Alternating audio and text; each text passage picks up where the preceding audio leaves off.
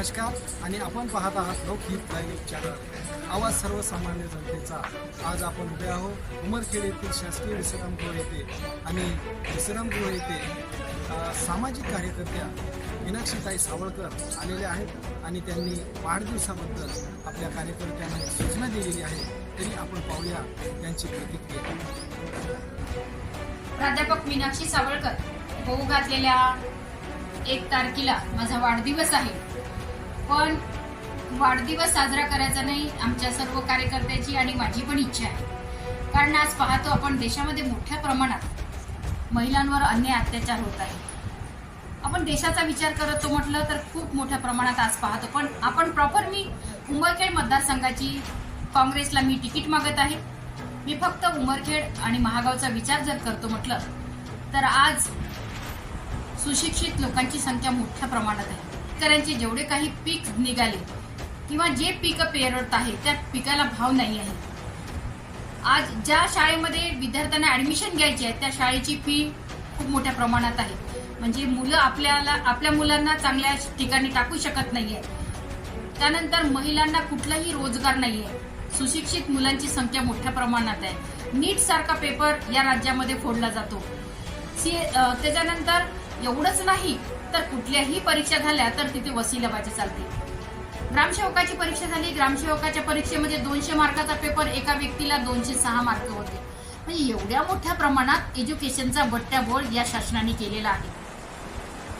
उमरखेडमध्ये ज्या अख्ख्या महाराष्ट्रामध्ये आपल्याला माहिती आहे छत्रपती शिवाजी महाराजांनी 18 पगड जातींना वेगवेगळ्या पद्धतीने न्याय कसा द्यायचा, राज्य कसं करायचं, शासन कसं करायचं, शासनकर्ते कसं व्हायचं हे त्यांनी शिकवलं।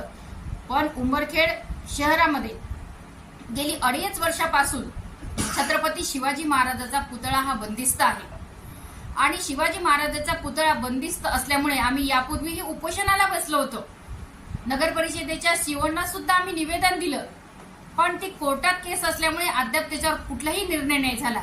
1 महिन्याच्या आत निर्णय होणार असं आम्हाला सीओ साहेबांनी सांगितलेलं आहे। हे जोपर्यंत होणार नाही तोपर्यंत शिवाजी महाराजांचा पुतळा बाहेर निघणार नाही आणि छत्रपती शिवाजी चौकातच हा पुतळा उभारणार नाही तोपर्यंत मी माझा वाढदिवस या 1 तारखेला होणारा वाढदिवस करणार नाही। आणि वाढदिवसाचे जे काही पैसे उरणार आहेत, जे काही पैसे आहे, ज्या खर्च होणार आहे तो खर्च पूर्णपणे निराधार निराश्रितचे जे काही मुलं आहेत त्या 2 मुलांना दत्तक घेऊन मी त्यांचं पूर्ण उदरनिर्वाह त्यांना नोकरी लागेपर्यंत, त्यांना त्यांच्या नोकरी आणि त्यांचं लग्न होईपर्यंत मी त्यांचं सांभाळ करेन। यासाठीच 1 तारखेचा वाढदिवस हा मी रद्द करून माझ्या सर्व कार्यकर्त्यांना विनंती आहे की आपण कुठलेही फुलं गुलदस्ता याचा वापर न करून आपण स्वतः आजूबाजूच्या लोकांना मदत करावी अशी नम्र विनंती करते।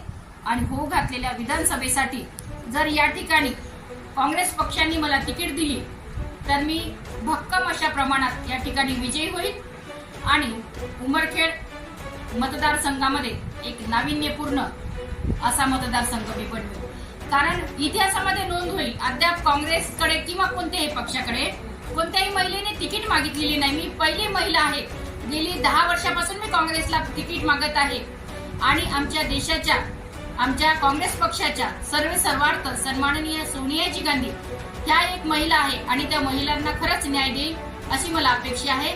जय हिंद, जय महाराष्ट्र। तर हे होत्या सामाजिक कार्यकर्त्या मीनाक्षीताई सावळकर